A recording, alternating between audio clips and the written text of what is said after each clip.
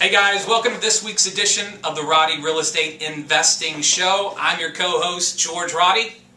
I'm Rebecca Roddy with Foreclosure Listing Service. So Rebecca, what is going on? What's on tap with Foreclosure Listing Service? Well, we have the auction coming up in, February 7th is the auction. So next week we're going to have a big webinar. And it's going to be on the auction basically. So if you're going out there, make sure to view this webinar. It'll be a good one. Attend the webinar.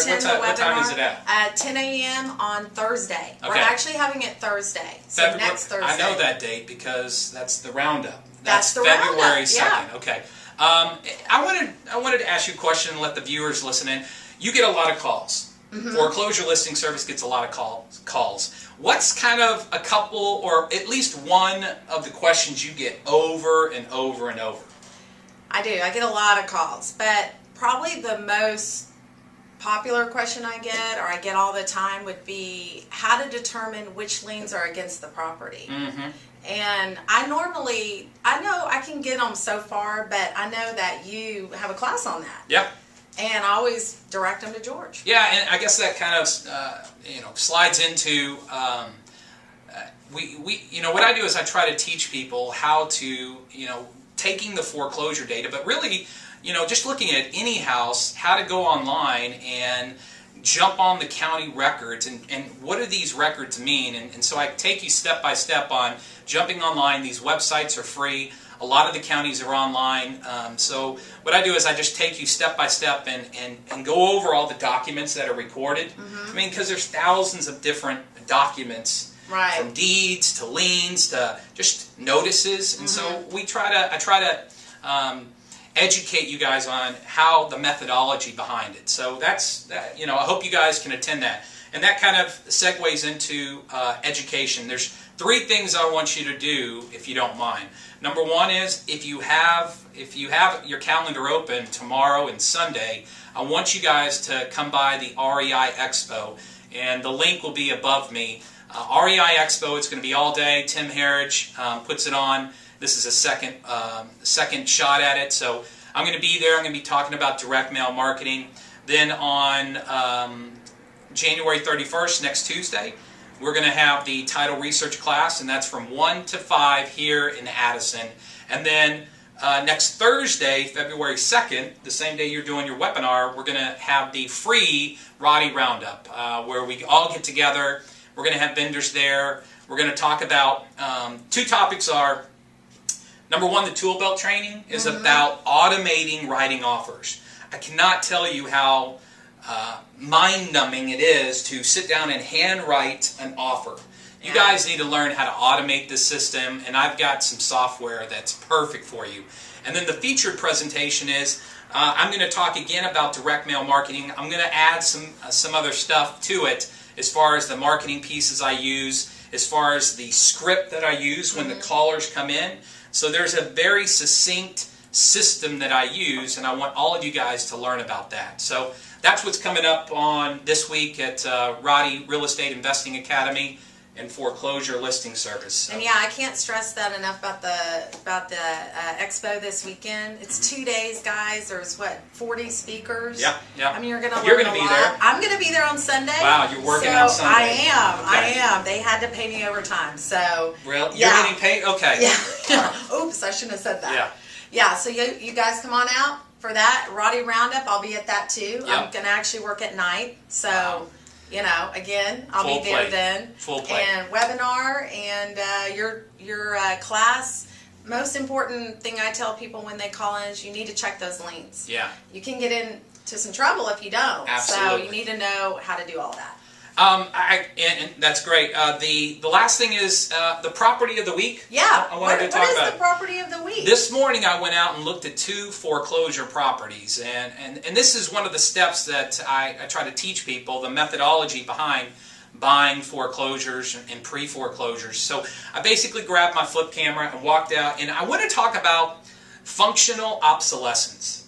And basically, those are big words. Yeah, I know. Look it up. And or white elephant, and so that on paper, and I go over this in the video when I'm walking the property, on paper the numbers look great. They're about 50, you know, it looks like I can buy this at 50 cents on the dollar, but what I want you to look at is, when I got out there, is there was some white elephant issues, meaning there's issues that will reduce the value. And so it's so important that you guys don't look, you know, and obviously, you know, I assume that you're going to go look at this, but it's that type of stuff that I just wanted to give you a couple tips and on 2 properties that I looked at this morning. And you have a video on that? Yeah, so it'll come up, and watch that video. Here it comes. Hey guys, I'm out here. It's Friday. I'm looking at foreclosures. Part of what I do is you gotta go look at the properties. On paper, this property looks really good, and this is kind of the deal of the week, or the tip of the week, kind of combined. Basically, I've got a house that is posted for foreclosure. It's in a nice area, nice part of North Dallas. The numbers are, its tax assessed value is around $180,000, and it has a balance of around 92, so about half price. And so this is what got me to come out here. But one of the parts, and as you know, or many of you guys know, you've got to drive these properties, because I've seen houses that are burned down. There's issues like, as Tim Herridge puts it, white elephant issues that you've got to subtract the value, or deduct because of factors of functional obsolescence. So bottom line is, I wanted to show you an example of this, an example of how the numbers look great, but it's not, you know, you have to come out here and look at it. So I'll show you what I mean here in a minute.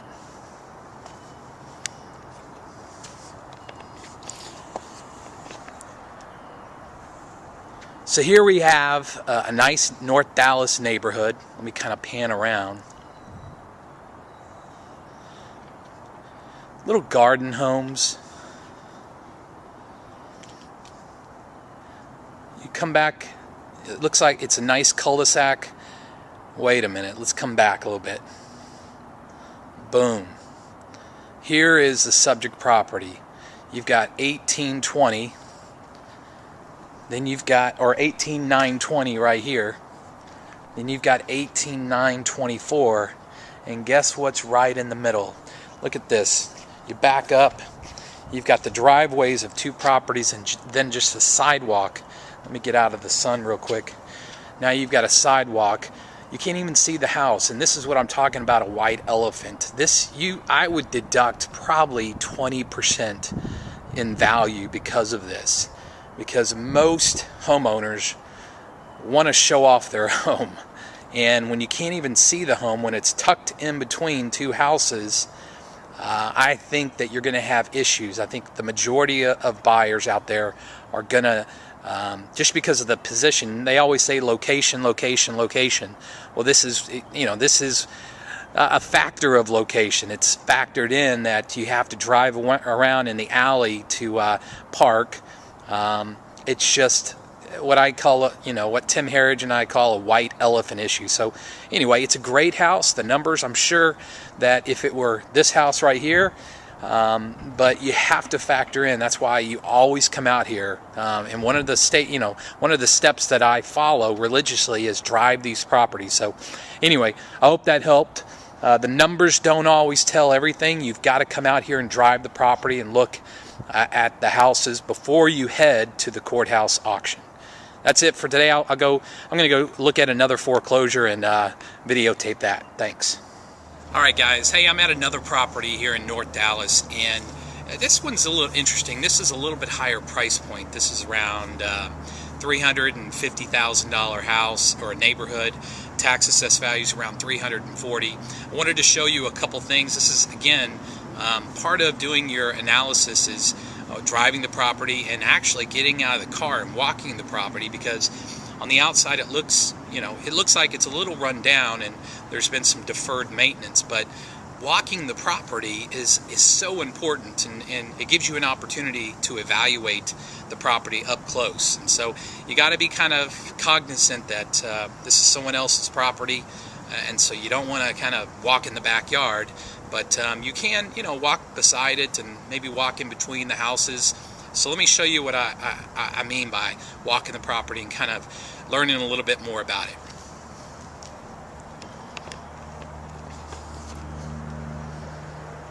Alright, so here is the property, and here is the neighborhood. It's next door to a nice property that's on for sale.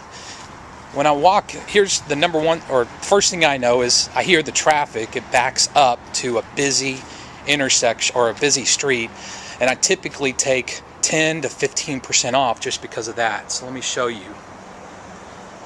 And you're walking, you can see now. I just want to point out real quick, here's what I'm looking at. There is a crack from the top all the way down to the bottom. Even though I can't get inside the property, I can tell you that there's going to be some major structural problems in here. So bottom line is, that's why I always get out of the car and walk these properties. It looks nice from the front, looks like we just need to put some sod, but this gives me an indication that there's some foundation movements and some structural problems right here. So I hope that helps. That's my tip of the day for this foreclosure house. Hey, well, I hope you enjoyed that video. I think that's it for this week. Yeah, I hope you guys, I hope you guys learned a little bit and enjoyed the video. Well, anything else? Until next week, yeah, right? Yeah. Here we go. See you next week.